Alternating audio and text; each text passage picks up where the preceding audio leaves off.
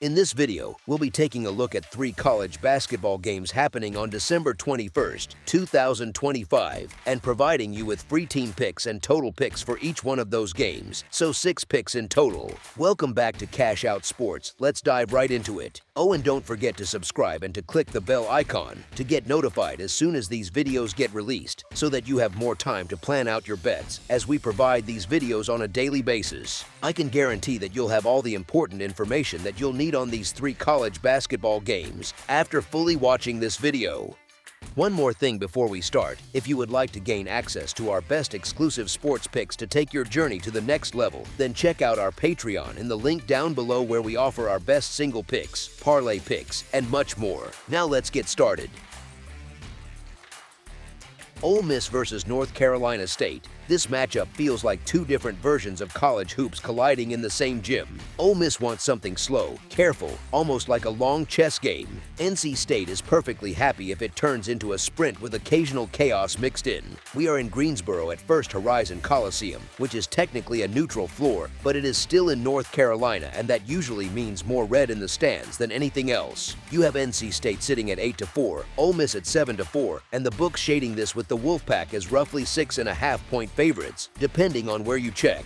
Both teams come in largely intact from a roster standpoint, and that actually matters more than people think, because all the strategic talk in the world does not mean much if the rotation pieces are unstable. On the NC State side, you have a group that has very clearly leaned into being high-scoring, with Darian Williams, Paul McNeil Jr., Van Allen Lubian, Quader Copeland, Tree Holloman, and the rest of that transfer-heavy core all present and accounted for on the current roster. Williams is listed as the leading scorer for the Pack at around 16 points per game this season, and he just sat out the Texas Southern blowout with a sore shoulder, not as a mystery absence. The reporting around the program keeps circling the same point, that he was held out to rest and is expected back for this Ole Miss game, which lines up with how cautious staff usually get before conference play really kicks in. McNeil is coming off that absolutely wild night against Texas Southern, where he poured in 47 points and buried 11 threes, the kind of performance that reminds you why coaches love having a true flamethrower on the wing. Even Holloman, who did not start that game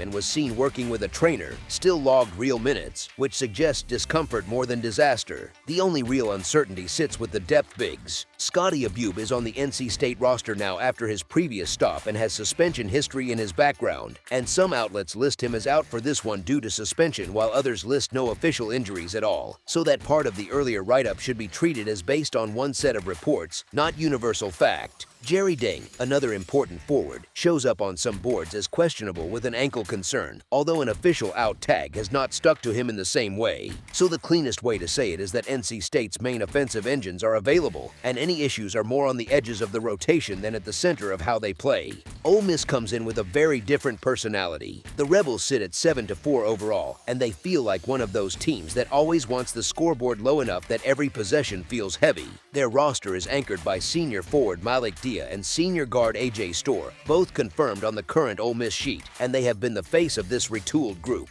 Dia is listed as the leading scorer, and recent box scores back that up, with him putting up big numbers in the Alabama A&M win, where Ole Miss pulled away behind his scoring inside and out. Around them, the staff rebuilt through the portal again, but the front court depth is not quite as clean as the whiteboard drawing. Forward Corey Chest is listed as questionable with a foot issue, and forward Augusto Cassia is marked as out with a leg injury on current public injury reports. Both are on the roster, but their game status is much less secure than that of the headliners. That matters because Ole Miss wants a strong, physical presence up front to back up the slower pace and grinding defense, and anytime that depth thins out, the margin for error shrinks a bit. So when you stack both sides, you get one team with nearly its full offensive core in place, plus questions only on the big man depth chart, and one team adjusting to front court uncertainty while still leaning on its defense as a calling card, which is where things start to tilt toward one side of the spread conversation. Now, setting injuries aside for a second, the stylistic contrast is where this spread really starts to feel interesting. NC State comes into this game averaging around 89.3 points per night, sitting near the top of the Atlantic Coast Conference scoring charts, with a scoring margin in the plus 16 range and about 11 made threes per game on close to 38.9% from deep.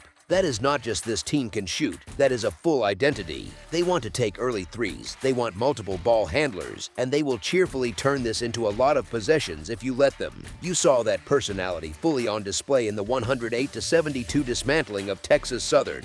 They ran that team out of the gym, and they did it without their leading scorer, which is a pretty loud statement about the underlying system. Bringing Williams back into that mix only makes the offense harder to match up with, since he adds another strong creator who can score and also open space for McNeil and the rest. Ole Miss, on the other hand, is averaging around 75.4 points per game while holding opponents to roughly 67.7.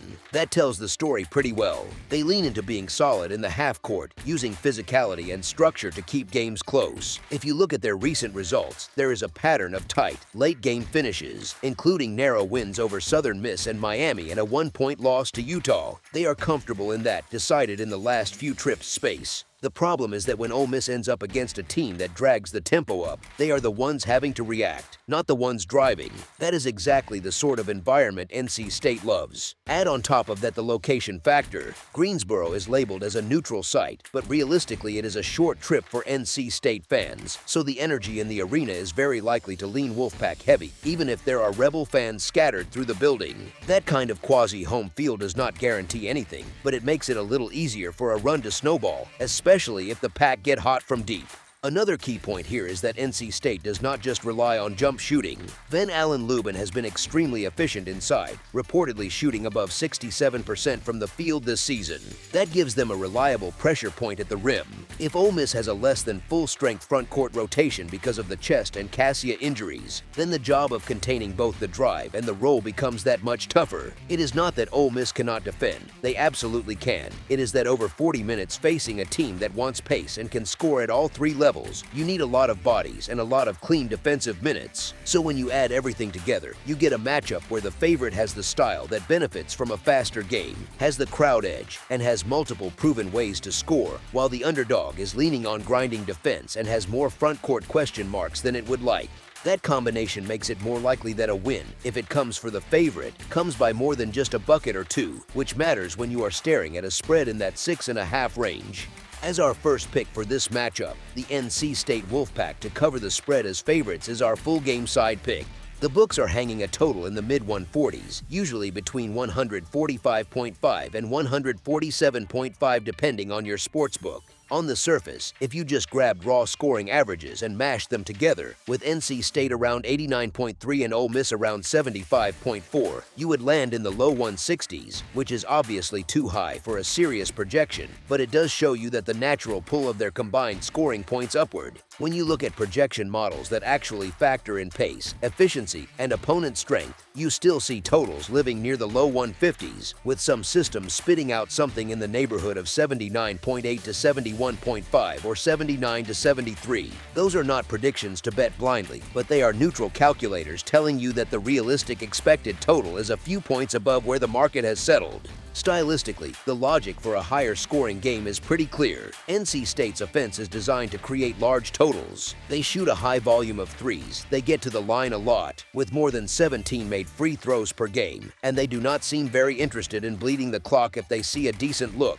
That kind of approach usually produces swings, streaks, and more importantly, a lot of total possessions. Even when they played without Williams against Texas Southern, the game still turned into a track meet on the scoreboard. You do not hang 108 points by accident. As soon as you slide him back into the rotation, you add another reliable source of points. Ole Miss, of course, prefers the opposite. They want things controlled, they want defensive stops, they want to keep scores in a place where every made shot feels like a small event. Yet if you scan their recent results, you notice something funny. Even their slow games end up flirting with or pushing past this total range. That 80-66 win over Alabama A&M lands on a combined 146. The 75-74 game against Utah finishes at 149.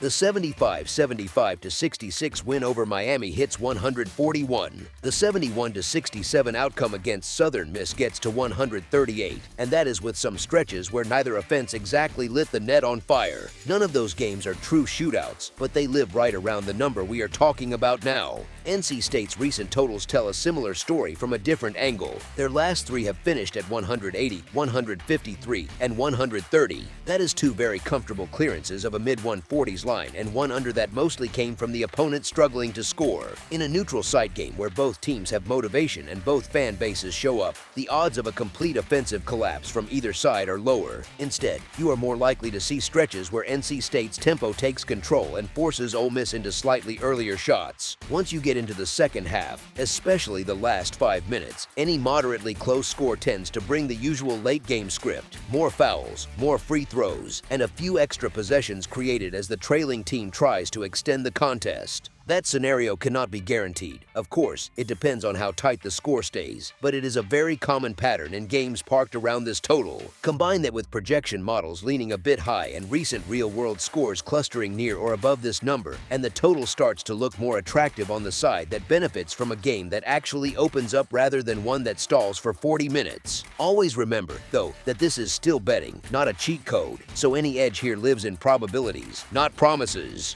As our second pick for this matchup, over the projected total is our full game total pick. Cincinnati versus Clemson.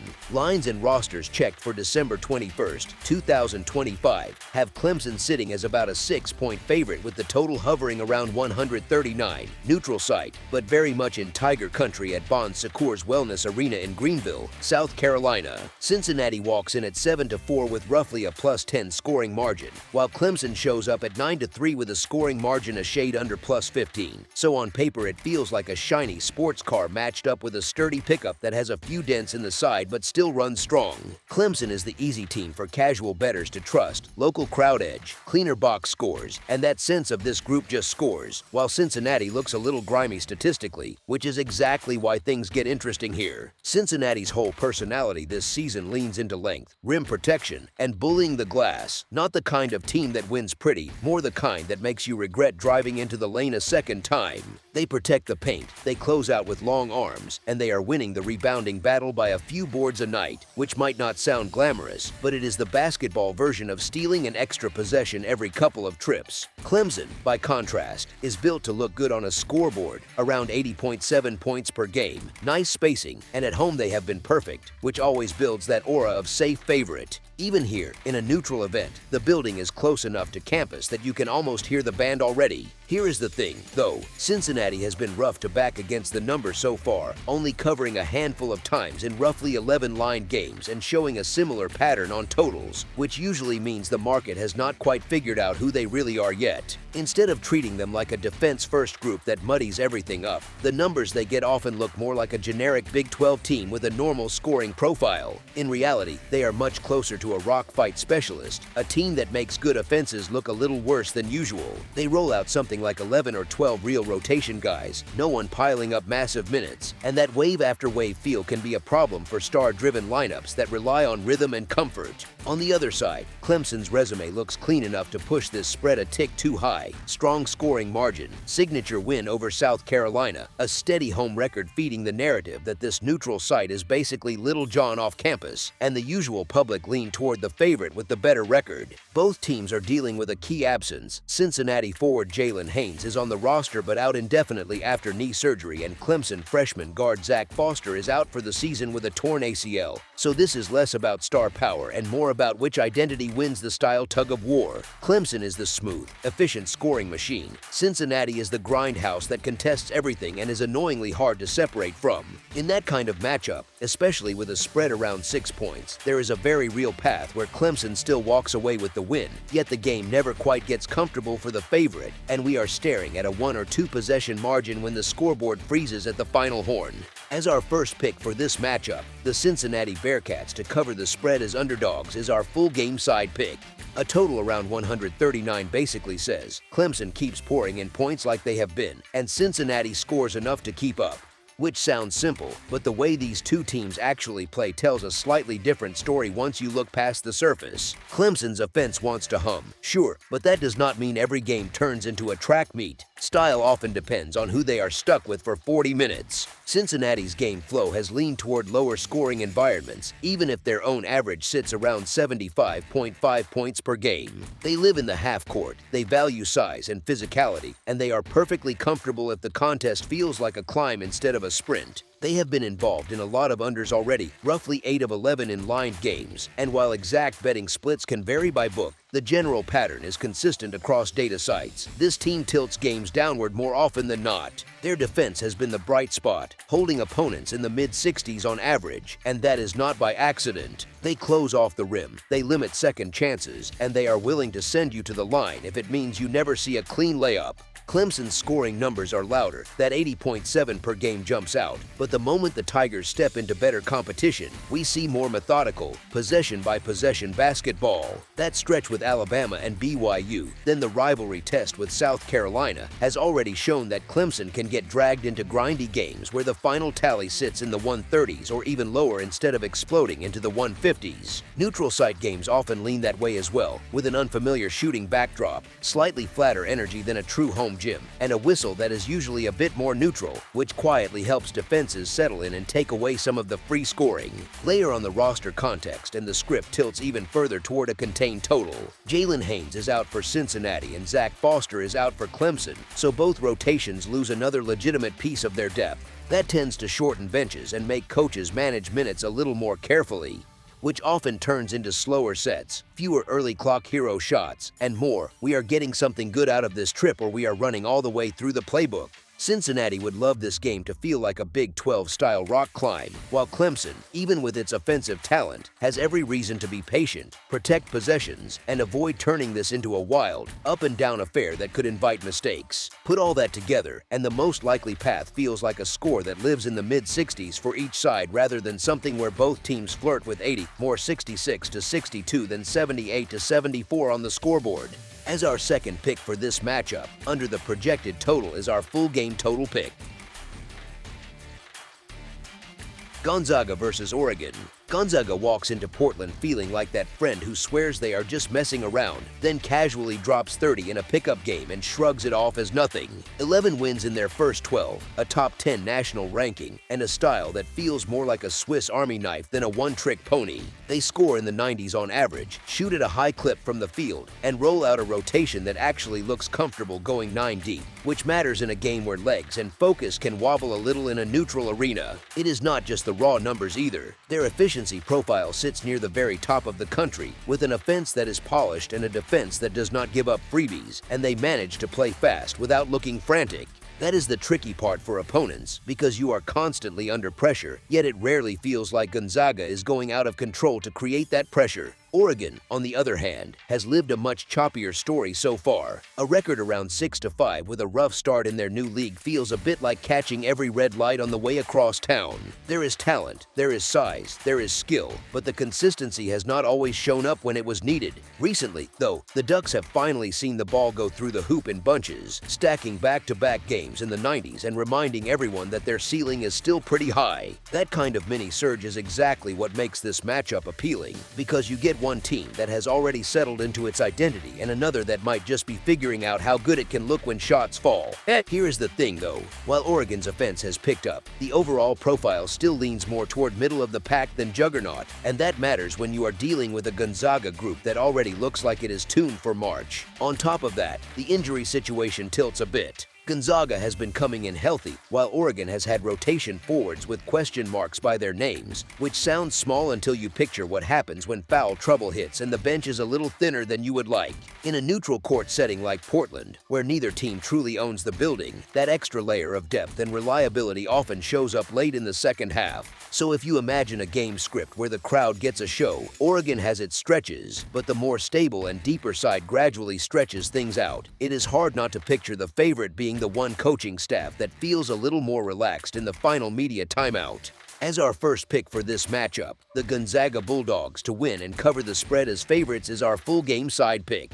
Instead of worrying about who covers, you are really asking a simpler question here. How wild can this scoreboard get? Gonzaga treats offense like a group project that everyone actually wants to be part of. The ball zips around, they rack up assists, and they finish at a high percentage inside and out, which is why those nightly scoring numbers hover in the 90s. They like to run when they see daylight, but they are not reckless, so you get pace with purpose, not just chaos for the sake of it. For a neutral fan watching this on a Sunday, that kind of rhythm feels easy to enjoy because there is rarely a long stretch of empty, ugly possessions. Let me explain why Oregon matters so much to the total conversation.